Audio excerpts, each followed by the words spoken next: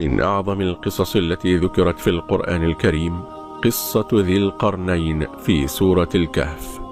وهو ملك صالح عابد لله تعالى، جاب الأرض ينشر الإيمان ويدعو إلى توحيد الله عز وجل، وينصر المظلوم ويقيم العدل ويقمع الكفر وأهله.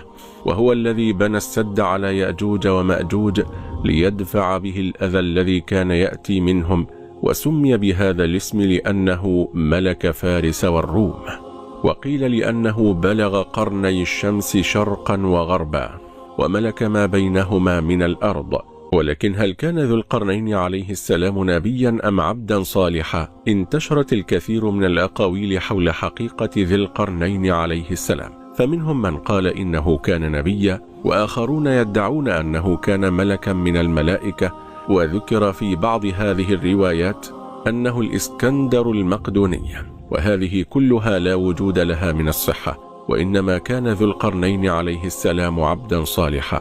وكان ذو القرنين يعيش في زمن نبي الله إبراهيم عليه الصلاة والسلام، وقد آمن ذو القرنين مع إبراهيم عليه السلام وطاف معه حول الكعبة حين بناها.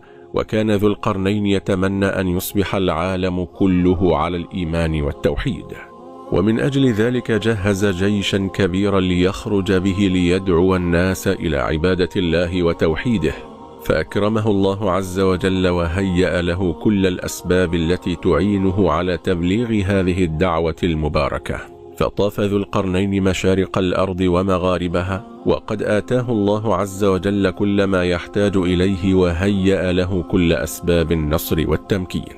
وكان من رحمة الله جل وعلا بأهل الأرض أن ذا القرنين ملك الأرض بعد النمرود الذي أفسد فيها كثيرا، فجاء ذو القرنين عليه السلام فملأ الأرض رحمة وعدلا وقسطا. وسار ذو القرنين عليه السلام بجيشه حتى وصل إلى مغرب الشمس، وهو أقصى مكان في الأرض من ناحية المغرب.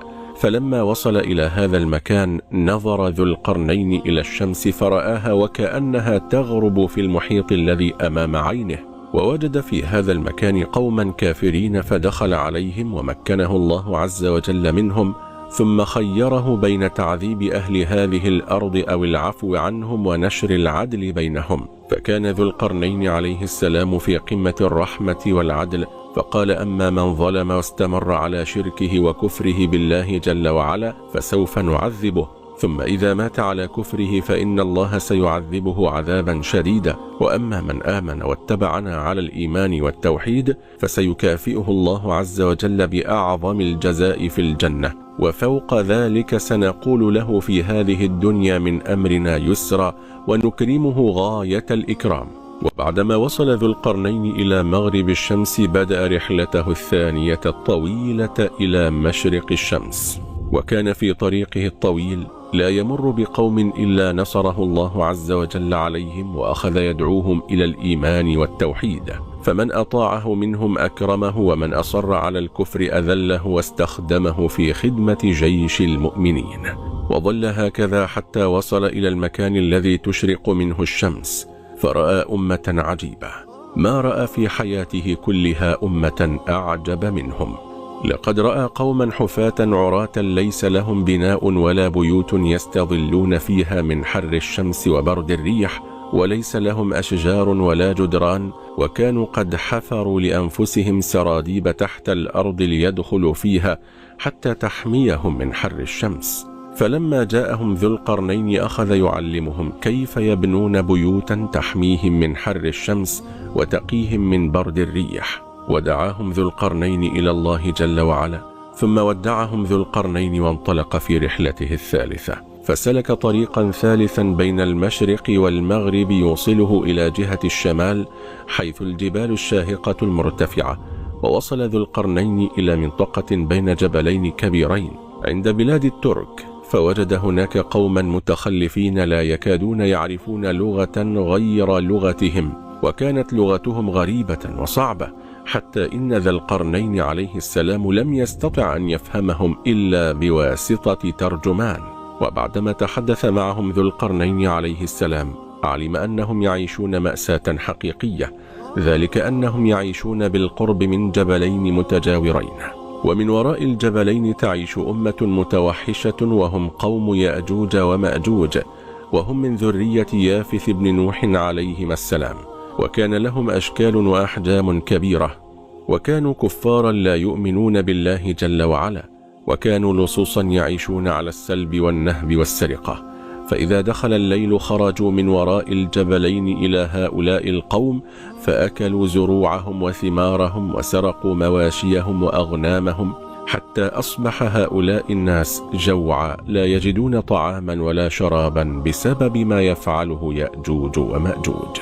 فلما علم ذو القرنين من الترجمان قصة هؤلاء القوم، قرر أن يقف إلى جانبهم وأن يساعدهم، شرط أن يؤمنوا بالله جل وعلا. فآمنوا بالله عز وجل وحده ووحدوه، وبدأوا يعرضون على ذي القرنين عرضا مغريا.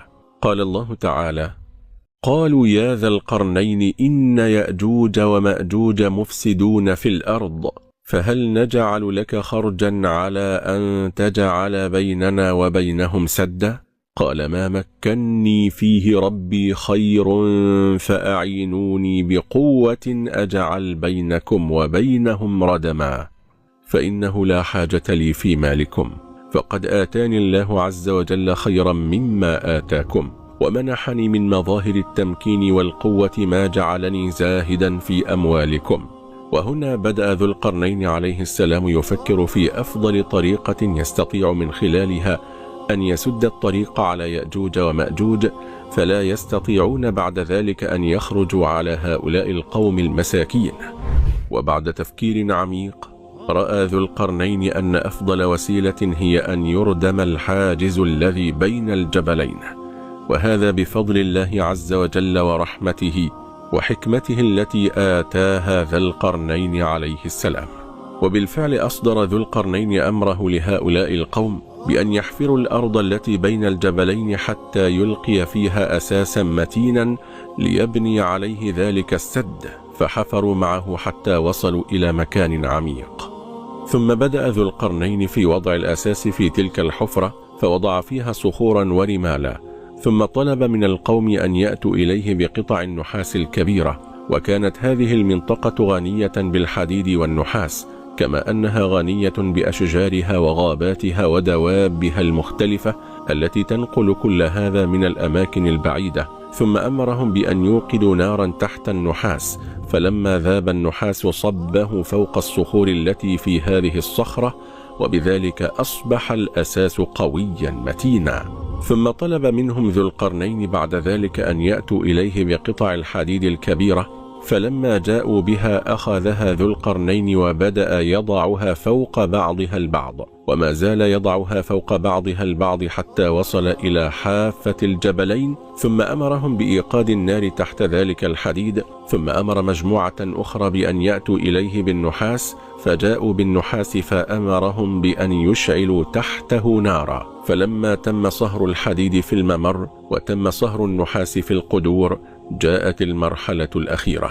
وفي المرحلة الأخيرة من مراحل بناء السد، أمرهم ذو القرنين عليه السلام بصب النحاس المصهور المذاب على الحديد المصهور المذاب، فتخلل النحاس وسط الحديد واختلطا معا وصار معدنا واحدا قويا متينا، وترك الحديد مع النحاس حتى جمد فصار سدا منيعا. حقا إن ذا القرنين يملك قوة وفطنة وإدراكا وحكمة وتمكينا وعلما، وهذا من تمكين الله عز وجل له وتعليمه إياه، فلا طاقة لأحد ولا قدرة على أن يفعل ذلك إلا أن يكون مؤيدا من الله عز وجل. فلما أتم ذو القرنين بناء السد، جاء يأجوج ومأجوج على عادتهم ليعبروا المضيق ويمارسوا الإفساد، ولكنهم فوجئوا بالسد المنيع المرتفع أمامهم. حاولوا أن يظهروا ويتسلقوا عليه فلم يستطيعوا، لأنه مبني من الحديد، والحديد أملس، وإذا لم يكن به مقابض ليمسك بها الشخص فلا يستطيع أحد أن يتسلقه. وحاولوا أن يهدموه أو يخترقوه فلم يستطيعوا له نقبا لقوته ومتانته، وقبل ذلك كله بأمر الله عز وجل.